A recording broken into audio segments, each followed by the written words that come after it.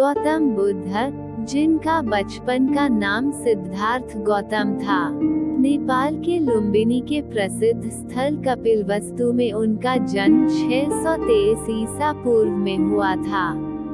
किंवदंती के अनुसार सिद्धार्थ गौतम बुद्ध के रूप में बेहतर जाने जाते हैं।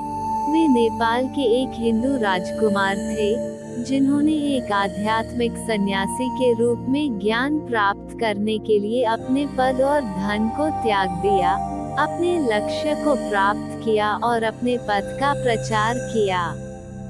249 ईसा पूर्व नेपाल का लुम्बिनी दुनिया के महान धर्मों में से एक, सबसे पवित्र स्थानों में से एक बन गया।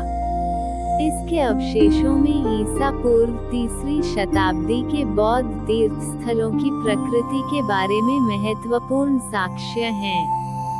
एक दिन गौतम बुद्ध से उनके शिष्य ने कहा कि मेरा आपसे एक निवेदन है। गौतम बुद्ध ने कहा कि बताओ तुम्हारा निवेदन क्या है। शिष्य ने कहा, मेरे वस्त्र पुराने हो गए हैं, अब वो पहनने लायक भी नहीं रहे। क्या आप मुझे नए वस्त्र देने का कष्ट कर सकते हैं? गौतम बुद्ध ने उनके शिष्य के वस्त्र देखे, सच में वे बहुत पुराने हो गए थे। इसलिए बुद्ध ने एक अन्य शिष्य को आदेश दिया कि तुम इन्हें नए वस्त्र दिलवा दो।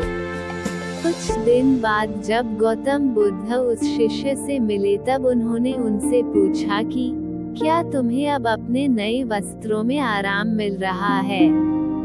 तुम्हें और कुछ चाहिए? तभी उस शिष्य ने कहा, धन्यवाद प्रभु, मुझे अब इन वस्त्रों में बिल्कुल आराम मिल रहा है, मुझे और कुछ भी नहीं चाहिए। गौतम बुद्ध ने शिष्य से पूछा कि अब जब तुम्हारे पास नए वस्त्र है तो तुमने अपने पुराने वस्त्र का क्या किया? शिष्य ने कहा, प्रभु अब मैं उसे ओढ़ने के लिए प्रयोग में ले रहा हूँ। बुद्ध ने कहा, तो तुमने अपने पुराने ओढ़ने के लिए जो ओढ़नी रखी थी उसका क्या किया? शिष्य ने कहा, जी मैंने उसे खिड़की पर पर्दे की जगह लगा दिया है। गौतम बुद्ध ने फिर से प्रश्न पूछा, तो फिर तुमने पुराने पर्दे का क्या किया? तुमने उसे फेंक दिया।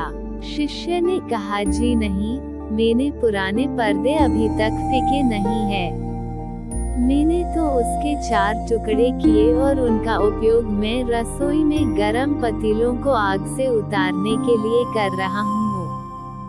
बुद्ध ने पूछा, तो फिर तुमने अपने ऋषि के पुराने कपड़ों का क्या किया? शिष्य ने कहा, अब मैं उन्हें पोछा लगाने के लिए उपयोग में लेने वाला हूँ। गौतम बुद्ध ने फिर पूछा, तो फिर तुम्हारे पुराने पोछे का क्या हुआ? तब शिष्य ने कहा कि प्रभु मेरा पुराना पोछा अब इतना खराब हो गया था कि उसका कुछ नहीं हो सकता था।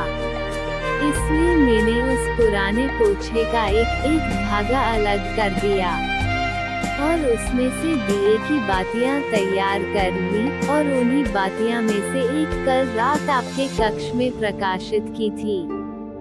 गौतम बुद्ध अपने शिष्य से संतुष्ट थे।